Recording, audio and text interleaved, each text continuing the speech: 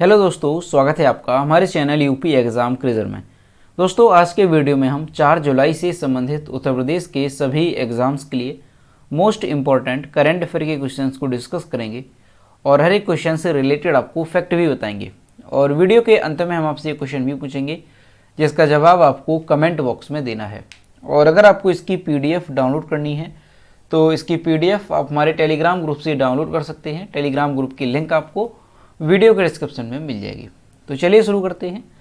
आज का video start करने से पहले 2021 और 2022 की कुछ प्रमुख नियुक्तियां हैं, उनको जो है एक बार रिवाइज करते हैं। तो लोकसभा अध्यक्ष जो है कौन है वर्तमान में, तो ओम बिरला। सर्वोच्च न्यायालय के मुख्य न्यायाधीश कौन है, NV रमणा। भारतीय थल सेना के अध्यक्ष कौन है, तो जनरल मनोज पांडे। भारतीय जल सेना के अध्यक्ष कौन है, तो एडमिरल R हरि कुमार। और भारतीय वायुसेना के अध्यक्ष कौन है, तो एयर चीफ मार्शल विवेक राम चौधरी। ये जो है वायुसेना के अध्यक्ष हैं। नीति आयोग के उपाध्यक्ष ये भी कुछ समय पहले बनाए गए थे, तो सुमन बेरी जो है नीति आयोग के उपाध्यक्ष हैं। RBI के गवर्नर कौन है, यानी रिजर्व बैंक ऑफ इंडिया के, तो ध्यान रखेंगे शक्तिकांत दास। इसरो के अध्यक्ष कौन है, तो S सोमनाथ, ये जो है इसरो के अध्यक्ष हैं। मुख्य चुनाव आयुक्त तो कौन है, तो राजीव कुमार, ये मुख्य चुनाव आयुक्त हैं, यानी chief election commissioner. Intelligence bureau के निदेशक कौन है, तो तपन डेका, ये जो है IB के निदेशक हैं। NIA के निदेशक कौन है, तो दिनकर गुप्ता, यानी कि national investigation agency NIA। NITI Aayog के CEO कौन है, दोस्तों ये हाल ही में बनाए गए, तो नाम ध्यान रखेंगे परमेश्वरन अय्यर, ये जो है नीति आयोग के CEO हैं। रॉ के प्रमुख कौन है, तो सामंत गोयल, ये जो है रॉ के प्रमुख हैं। तो ये सभी जो नियुक्तियां हैं ये प्रमुख हैं, इनको सभी को अच्छे से याद रखना है। शुरू करते हैं दोस्तों। आज का सेशन स्टार्ट करने से पहले हम कल के क्वेश्चंस को रिवीजन करेंगे। तो कल का पहला क्वेश्चन है, हाल ही में राज्य सरकार द्वारा किसे उत्तर प्रदेश अनुसूचित जाति एवं अनुसूचित जनजाति आयोग के नियमित अध्यक्ष नियुक्त होने तक यह पद सौंपा गया। इसका जो करेक्ट आंसर है वो है ऑप्शन नंबर B, असीम अरुण को। अगला क्वेश्चन है, हाल ही में उत्तर प्रदेश में शुरू हुआ संचारी रोग नियंत्रण अभियान कब से कब तक चलेगा, तो 1 जुलाई से 31 जुलाई तक ये चलेगा। दोस्तों, उत्तर प्रदेश करंट अफेयर की लास्ट 1 ईयर की, यानी साल 2021 की अगर आपको PDF ई-बुक डाउनलोड करनी है तो इसकी लिंक आपको वीडियो के डिस्क्रिप्शन में मिल जाएगी, वहां से आप इस PDF ई-बुक को डाउनलोड कर सकते हैं। इसके साथ ही अगर आपको उत्तर प्रदेश करंट अफेयर की लास्ट 6 मंथ की, यानी कि जनवरी 2022 से लेकर के जून 2022 तक की PDF ई-बुक डाउनलोड करनी है तो इसकी लिंक भी आपको वीडियो के डिस्क्रिप्शन में मिल जाएगी, तो वहां से आप ये दोनों PDF ई-बुक डाउनलोड कर सकते हैं। दोस्तों, ये जो PDF ई-बुक है इसमें हमने करंट अफेयर के साथ साथ UP GK के मोस्ट इंपॉर्टेंट टॉपिक को भी कवर किया है, जैसे ODOP हो गया, उत्तर प्रदेश का बजट हो गया और उत्तर प्रदेश के प्रमुख मेले, यानी जितने भी मोस्ट इंपॉर्टेंट टॉपिक हैं उसको भी कवर किया है। और दोस्तों, अगर इसे डाउनलोड करने में कोई प्रॉब्लम होती है तो साइट पर आपको WhatsApp नंबर और ईमेल मिल जाएगा, जिस पर आप जो है कॉन्टैक्ट कर सकते हैं। अगला क्वेश्चन है, केतनजी जैक्सन किस देश के सुप्रीम कोर्ट में पहली अश्वेत महिला न्यायाधीश बनी, तो अमेरिका की। अगला क्वेश्चन है, हाल ही में FATF यानी फाइनेंशियल एक्शन टास्क फोर्स के अध्यक्ष के रूप में किसे नियुक्त किया गया। इसका जो करेक्ट आंसर है वो है option number D, T Raja Kumar को। अगला क्वेश्चन है, हाल ही में इजराइल के नए प्रधानमंत्री कौन बने, तो यायर लैपिड, ये जो है नए प्रधानमंत्री बने हैं इजराइल के। अगला क्वेश्चन है, भारत के सबसे बड़े गैस संस्थान गेल इंडिया लिमिटेड का प्रमुख किसे चुना गया, तो गेल इंडिया का जो प्रमुख चुना गया है वो चुना गया संदीप कुमार गुप्ता को। ऑप्शन नंबर B यहाँ पर करेक्ट होगा। अगला क्वेश्चन है, हाल ही में देश में सिंगल यूज प्लास्टिक पर कब से प्रतिबंध लगाया गया, तो 1 जुलाई 2022 से जो है प्रतिबंध लगा दिया गया है सिंगल यूज प्लास्टिक पर। अगला क्वेश्चन है, निम्नलिखित में से कौन भारत के 36वें टेस्ट कप्तान बने, तो भारत के 36वें जो टेस्ट कप्तान बने हैं वो हैं जसप्रीत बुमराह। अगला क्वेश्चन है, निम्न में से किसने हाल ही में डाक विभाग का एक E-लर्निंग पोर्टल डाक कर्मयोगी लॉन्च किया, तो इसका जो करेक्ट आंसर है वो है ऑप्शन नंबर A, अश्वनी वैष्णव ने। तो दोस्तों, ये थे कल के क्वेश्चंस जिसका हमने रिवीजन किया। अब हम शुरू करते हैं आज का सेशन। आज का पहला क्वेश्चन है, हाल ही में कौन राज्य सरकार फैमिली कार्ड जारी करने जा रही है। इसका जो करेक्ट आंसर है वो है Uttar Pradesh. Option number D यहाँ पर करेक्ट हो जाएगा। दोस्तों, जो उत्तर प्रदेश सरकार है ये प्रत्येक परिवार को फैमिली कार्ड जारी करने जा रही है। अब दोस्तों इस कार्ड से क्या होगा, तो इन कार्डों को फैमिली कार्ड के रूप में जाना जाएगा और इन कार्डों की मदद से सरकार उन परिवारों की पहचान करेगी जिसके पास कोई सरकारी नौकरी या किसी प्रकार का रोजगार नहीं है। इस कार्ड के जरिए सरकार ऐसे परिवारों को कम से कम एक सदस्य को नौकरी, रोजगार या स्वरोजगार प्रदान करने का प्रयास करेगी। तो ध्यान रखेंगे कि उत्तर प्रदेश सरकार जो है फैमिली कार्ड जारी करने जा रही है प्रत्येक परिवार के लिए। अब ये जो फैमिली कार्ड होगा इसमें सब कुछ दिया जाएगा उस परिवार से संबंधित, यानी कि क्या उस परिवार का व्यवसाय है, तो ये सारी बातें वहाँ पर जो है नोटिस रहेंगी। तो यहाँ पर दोस्तों देखेंगे आप कि जो फैमिली कार्ड है इसके माध्यम से क्या होगा, अगर कोई भी ऐसा परिवार है जिसके पास कोई सरकारी नौकरी या किसी प्रकार का रोजगार नहीं होगा, तो ऐसे परिवारों को जो सरकार है वो कम से कम एक सदस्य को नौकरी या फिर रोजगार या फिर स्वरोजगार प्रदान करने का प्रयास करेगी। तो ध्यान रखेंगे कि फैमिली कार्ड जो है कौन सी राज्य सरकार जारी करने जा रही है, तो ये जो है उत्तर प्रदेश सरकार फैमिली कार्ड जारी करेगी। अगला क्वेश्चन है, हाल ही में किस राज्य सरकार ने AAI यानी कि एयरपोर्ट अथॉरिटी ऑफ इंडिया के साथ समझौता किया? तो अभी जो है उत्तर प्रदेश सरकार ने AAI के साथ समझौता किया है। हाल ही में भारतीय विमानपत्तन प्राधिकरण AAI airport authority of India ने 30 वर्षों की अवधि के लिए उत्तर प्रदेश सरकार के स्वामित्व वाले 5 हवाई अड्डों के संचालन के लिए और प्रबंधन समझौते पर हस्ताक्षर किए। तो यहाँ पर देखेंगे कि वो 5 हवाई अड्डे कौन कौन से हैं जिसका संचालन जो है भारतीय विमानपत्तन प्राधिकरण करेगा अगले 30 वर्षों तक। तो यहाँ पर देख सकते हैं अलीगढ़ अड्डा हो गया, आजमगढ़, चित्रकूट, मीरपुर और श्रावस्ती, ये 5 हवाई अड्डे हैं जिनका संचालन और देखरेख अगले 30 वर्षों तक भारतीय विमानपत्तन प्राधिकरण यानी कि AAI करेगा। तो ध्यान रखेंगे हाल ही में जो है किसने AAI यानी कि एयरपोर्ट अथॉरिटी ऑफ इंडिया के साथ समझौता किया है, तो उत्तर प्रदेश सरकार ने किया है और अगले 30 वर्षों तक। ये बात भी ध्यान रखेंगे कि जो 5 हवाई अड्डों के लिए प्रबंधन समझौते पर हस्ताक्षर किए गए हैं, तो कितने वर्षों तक जो है प्रबंधन का काम करेगा, तो अगले 30 वर्षों तक। ठीक है, 5 हवाई अड्डे कौन कौन से हैं उसका नाम भी अच्छे से ध्यान रखेंगे। इसके साथ ही संचार नेविगेशन निगरानी सेवाएं भी AAI द्वारा प्रदान की जाएंगी जिसके लिए राज्य सरकार एक अलग समझौता करेगी। ठीक, तो ये भी यहाँ पर देखेंगे कि संचार नेविगेशन जो निगरानी सेवाएं हैं वो भी एयरपोर्ट अथॉरिटी ऑफ इंडिया द्वारा दी जाएंगी जिसके लिए राज्य सरकार एक अलग से समझौता करेगी। ठीक, तो ध्यान रखेंगे उत्तर प्रदेश ने जो है AAI के साथ समझौता किया है। अगला क्वेश्चन है, उत्तर प्रदेश के किस खिलाड़ी ने 19वीं FINA world open water swimming championship में भारत का प्रतिनिधित्व किया? इसका जो करेक्ट आंसर है वो है option number C, Anurag Singh. Uttar Pradesh के वाराणसी के, ध्यान रखेंगे कहाँ के हैं, वाराणसी के निवासी अनुराग आर सिंह ने बुडापेस्ट हंगरी में हुई 19वीं FINA world open water swimming championship में भारतीय टीम की ओर से खेलते हुए 10 किलोमीटर ओपन वाटर स्विमिंग में 2 घंटे 3 मिनट 16.4 सेकंड के समय के साथ 45वां स्थान हासिल किया।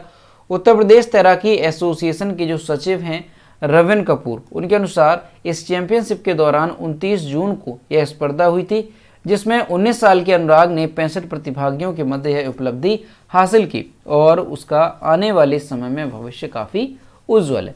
तो दोस्तों ध्यान रखेंगे कि जो उत्तर प्रदेश के वाराणसी के निवासी हैं अनुराग आर सिंह, इन्होंने जो है बुडापेस्ट हंगरी में हुई 19वीं FINA world open water swimming championship में भारतीय टीम की ओर से इन्होंने खेला और खेलते हुए इन्होंने जो है 45वां स्थान हासिल किया है इसमें। ठीक है, ध्यान रखेंगे 10 किलोमीटर ओपन वाटर स्विमिंग में 2 घंटे 3 मिनट 16.4 सेकेंड के समय के साथ। तो ये बात भी यहाँ पर आप ध्यान रखेंगे। ठीक है, इनका नाम काफ़ी इंपॉर्टेंट है, अनुराग आर सिंह, और ये हैं कहाँ के, तो उत्तर प्रदेश के वाराणसी के। ठीक है, अगर ये पूछ लिया जाए कि कहाँ पर ये प्रतियोगिता हुई थी, तो बुडापेस्ट हंगरी में ये प्रतियोगिता हुई थी। और प्रतियोगिता कौन सी है, तो ध्यान रखेंगे 19वीं FINA world open water swimming championship. अगला क्वेश्चन है, टेनिस में चारों ग्रैंड स्लैम में 80 मैच जीतने वाले पहले खिलाड़ी कौन बने? तो ये बन गए हैं कौन, नोवाक जोकोविच। ऑप्शन नंबर सी यहाँ पर करेक्ट होगा और यहाँ पर आप इनकी इमेज देख सकते हैं। सर्बिया के जो नोवाक जोकोविच है वो टेनिस के इतिहास में सभी 4 ग्रैंड स्लैम में 80 मैच जीतने वाले पहले खिलाड़ी बन गए हैं। उन्होंने यह उपलब्धि 27 जून 2022 को लंदन में विंबलडन टेनिस चैंपियनशिप 2022 के पहले दिन दक्षिण कोरिया के क्वोन सून वू को हराकर हासिल की है।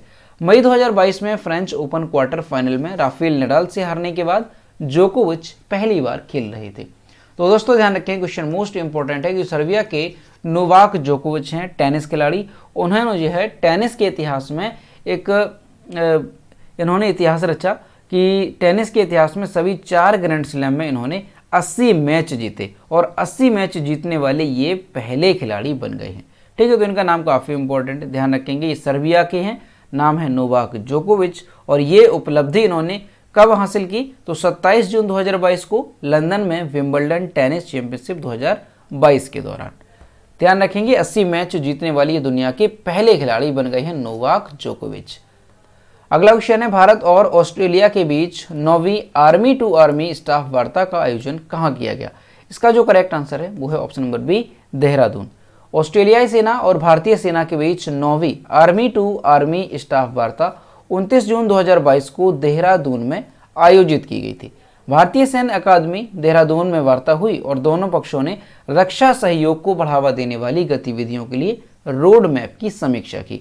ऑस्ट्रेलिया सेना का प्रतिनिधिमंडल 25 जून से 1 अगस्त 2022 तक भारत की यात्रा पर है।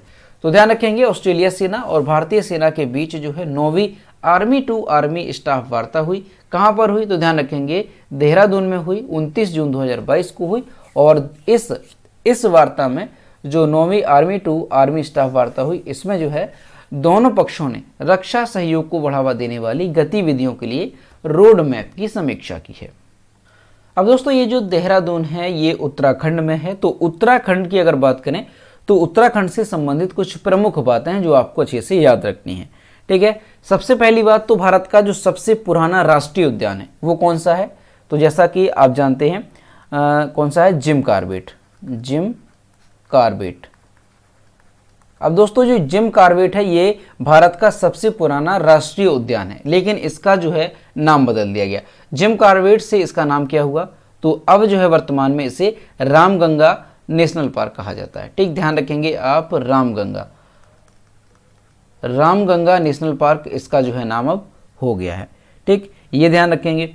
इसके साथ ही दोस्तों आपको एक और क्वेश्चन ध्यान रखना है, कौन सा? कि भारत का सबसे ऊंचा बांध जो है ये कहां पर है? तो उत्तराखंड में है। और कौन सा बांध है? तो ध्यान रखेंगे आप, टिहरी बांध। टिहरी बांध जो है ये टिहरी बांध जो है ये कैसा है? सबसे ऊंचा बांध है भारत का, ऊंचा बांध। ध्यान रखेंगे ऊंचा बांध है ये भारत का टिहरी बांध, जो कि किस नदी पर है? कई बार ऐसा पूछा जाता है कि भारत का जो सबसे ऊंचा टिहरी बांध है ये किस नदी पर है? तो ध्यान रखेंगे आप, ये भागीरथी नदी पर है। किस नदी पर है? भागीरथी नदी पर ये स्थित है टिहरी बांध। ठीक, इसके साथ ही ध्यान रखेंगे कि जो प्रमुख दर्रे हैं जैसे लिपुलेख दर्रा हो गया, नीति पास दर्रा हो गया और काला पानी दर्रा हो गया, ये कहाँ से संबंधित हैं? ये उत्तराखंड से संबंधित हैं। तीनों दर्रे नाम ध्यान रखने हैं। इसके साथ ही राष्ट्रीय उद्यान और कौन कौन से हैं उत्तराखंड में?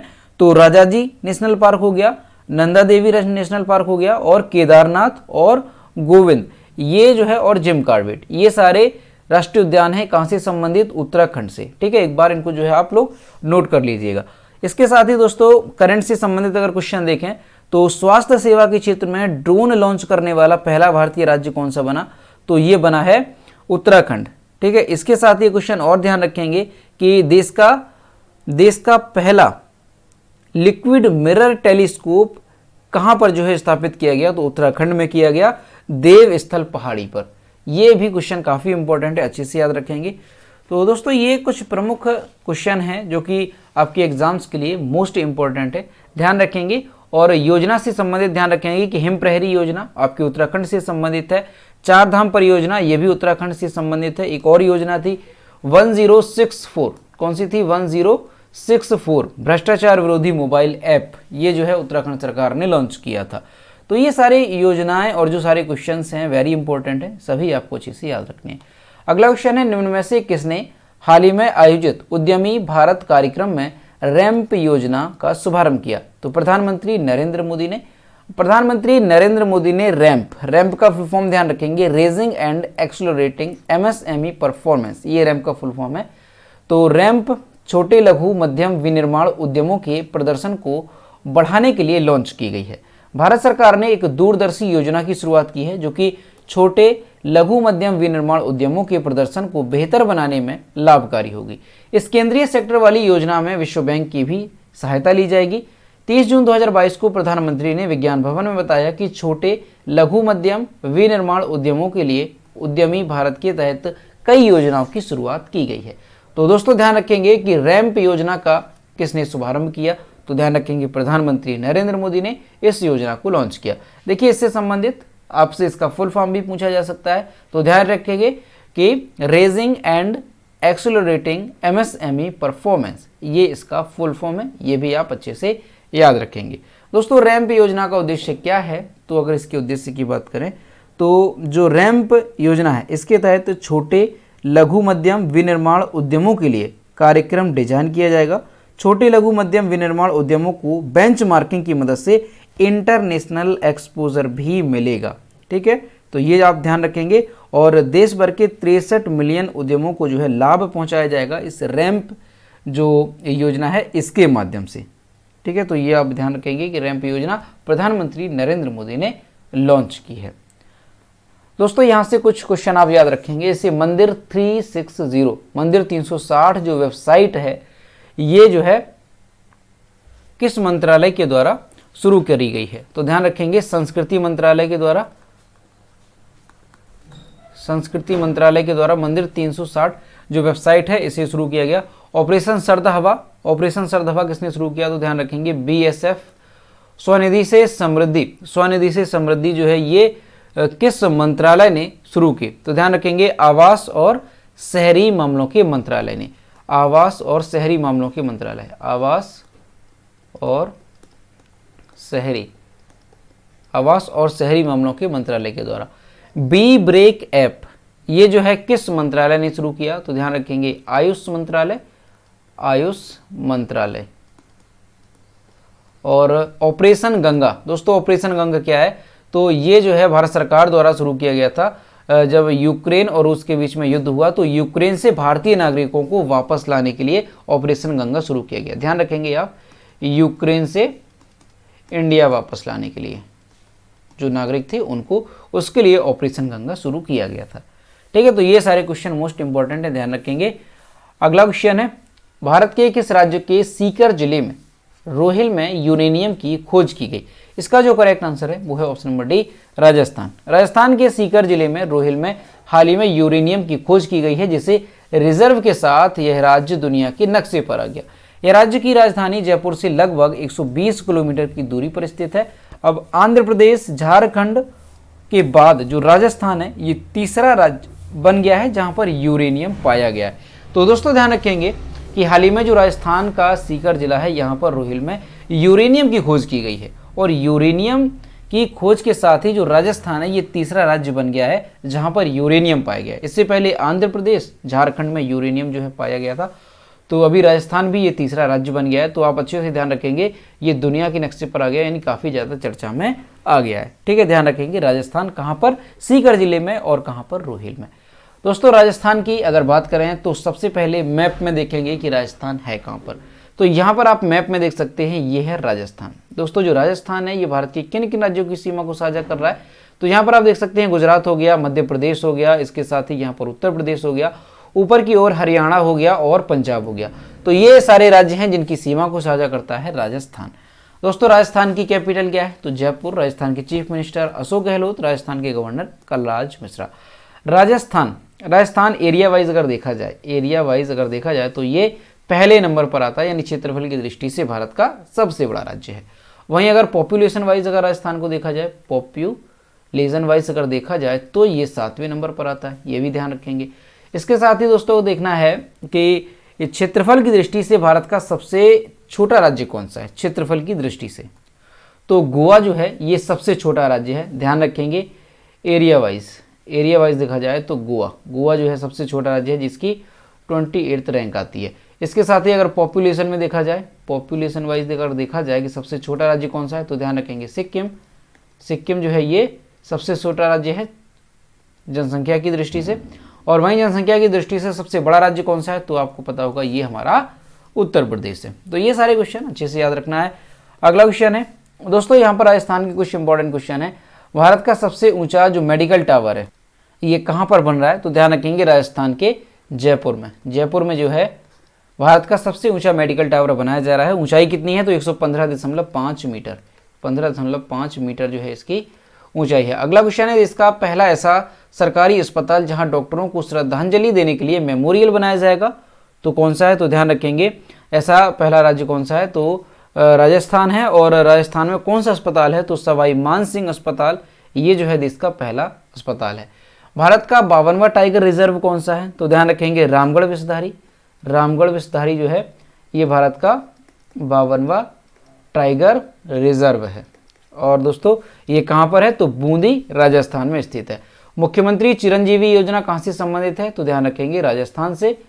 राजस्थान से इसके साथ ही अगला ध्यान रखेंगे थार का रेगिस्तान, ये भी कहाँ से संबंधित है, तो ये भी राजस्थान से ही संबंधित है। वैसे दोस्तों अगर देखा जाए कि जो थार का रेगिस्तान है इसका कुछ भाग जो है ये और भी राज्यों में पड़ता है, लेकिन जो मैक्सिमम है वो राजस्थान में ही पड़ता है, इसलिए राजस्थान से ये संबंधित है। अगला क्वेश्चन है, निम्न में से किस व्यक्ति को CII गुणवत्ता रत्न पुरस्कार 2021 से सम्मानित किया गया। इसका जो करेक्ट आंसर है वो है ऑप्शन नंबर सी, अशोक सूता। और यहाँ पर आप इनकी इमेज देख सकते हैं। हैप्पीस्ट माइंड्स टेक्नोलॉजीज के संस्थापक और कार्यकारी अध्यक्ष अशोक सूता को CII गुणवत्ता रत्न पुरस्कार 2021 से सम्मानित किया गया। वर्ष 2019 में शुरू किए गए वार्षिक CII गुणवत्ता रत्न पुरस्कार को गुणवत्ता अभियान में उत्कृष्ट नेतृत्व, योगदान और विशिष्ट सेवा के लिए प्रदान किया जाता है। CII जो पुरस्कार है ये समिति ने सर्वसम्मति से श्री सूता को गुणवत्ता पहल के माध्यम से भारतीय उद्योग की प्रतिस्पर्धात्मकता के निर्माण में उनके महत्वपूर्ण योगदान पर विचार करते हुए 2021 का पुरस्कार देने की लिए जो है सहमति व्यक्त की है। तो ध्यान रखेंगे CII जो गुणवत्ता रत्न पुरस्कार है 2021 ये किसे दिया गया, तो अशोक सूता को। और अशोक सूता कौन है, तो हैप्पीस्ट माइंड टेक्नोलॉजीज के संस्थापक और कार्यकारी अध्यक्ष हैं। अगला क्वेश्चन है, नीरज चोपड़ा ने डायमंड लीग में कितने मीटर भाला फेंक कर अपना ही नेशनल रिकॉर्ड तोड़ा, तो 89.94 मीटर। नीरज चोपड़ा ने स्टॉकहोम में खेली गई डायमंड लीग में पहले ही प्रयास में 89.94 मीटर दूर भाला फेंका। नीरज चोपड़ा ने डायमंड लीग में शानदार प्रदर्शन जारी रखते हुए रजत पदक पर कब्जा जमाया। नीरज का इस लीग में ये पहला मेडल है। उन्होंने इस तरह अपना ही नेशनल रिकॉर्ड तोड़ा जो कि 14 जून को बनाया गया था। उन्होंने 14 जून 2022 को फिनलैंड में पावे नुर्मी खेलों में 89.30 मीटर दूर भाला फेंककर सिल्वर मेडल जीता था। तो दोस्तों ध्यान रखेंगे कि नीरज चोपड़ा ने अपना ही एक नेशनल रिकॉर्ड बनाया था 89.30 मीटर दूर भाला फेंक करके, और अभी जो है उन्होंने अपना ही रिकॉर्ड तोड़ा और अब जो है 89.94 मीटर दूर इन्होंने भाला फेंका है। अगला क्वेश्चन है, एशिया प्रशांत क्षेत्र के शीर्ष 20 स्थायी शहरों की सूची में कितने भारतीय शहर शामिल रहे, तो 4 भारतीय शहर जो शामिल रहे। कौन कौन से शहर हैं, तो है बेंगलुरु, दिल्ली, हैदराबाद और मुंबई। ये जो है एक नवीनतम रिपोर्ट के अनुसार एशिया प्रशांत क्षेत्र के शीर्ष 20 स्थायी शहरों की सूची में शामिल रहे। संपत्ति सलाहकार नाइट फ्रैंक द्वारा, ध्यान रखेंगे नाइट फ्रैंक द्वारा active capital Asia Pacific rising capital in uncertain times नामक रिपोर्ट जारी की गई। किसके द्वारा, नाइट फ्रैंक के द्वारा इस रिपोर्ट को जारी किया गया। सिंगापुर, सिडनी, वेलिंगटन, पर्थ और मेलबर्न ये 5 शीर्ष ग्रीन रेटेड शहर हैं। तो ध्यान रखेंगे शीर्ष पर सिंगापुर रहा। और 4 भारतीय शहर कौन कौन से हैं, तो बेंगलुरु, दिल्ली, हैदराबाद, मुंबई, ये जो है 4 भारतीय शहर रहे। तो दोस्तों ये थे 4 जुलाई से संबंधित उत्तर प्रदेश के सभी एग्जाम्स के लिए मोस्ट इंपॉर्टेंट करंट अफेयर के क्वेश्चन जो कि हमने डिस्कस किए। अब हम देखते हैं कल की वीडियो का क्वेश्चन जो हमने आपसे पूछा था। तो ये कल के वीडियो का क्वेश्चन जो हमने आपसे पूछा था कि हाल ही में किस राज्य सरकार ने काशी यात्रा योजना शुरू की, तो कर्नाटक सरकार ने जो है काशी यात्रा योजना शुरू की है और लगभग सभी स्टूडेंट्स ने इसके सही जवाब किए। और मैं आपसे हर रोज कहता हूँ कि जो भी क्वेश्चन आपसे पूछा जाए तो सभी लोग क्वेश्चन का आंसर जरूर किया करो। तो ये है आज का क्वेश्चन, देश का पहला ग्रीन हाइड्रोजन प्रोजेक्ट कहाँ पर लगेगा। इसका जो भी करेक्ट आंसर है वो आपको कमेंट बॉक्स में बताना है। और दोस्तों सभी लोग क्वेश्चन का आंसर जरूर किया करो। तो दोस्तों आज का वीडियो कैसा लगा? अगर वीडियो पसंद आया है तो वीडियो को लाइक करें, अपने दोस्तों के साथ शेयर करें, और अगर अभी तक हमारे चैनल पर नए हैं तो चैनल को सब्सक्राइब करना ना भूलें। तो मिलते हैं नेक्स्ट वीडियो में। Thank you.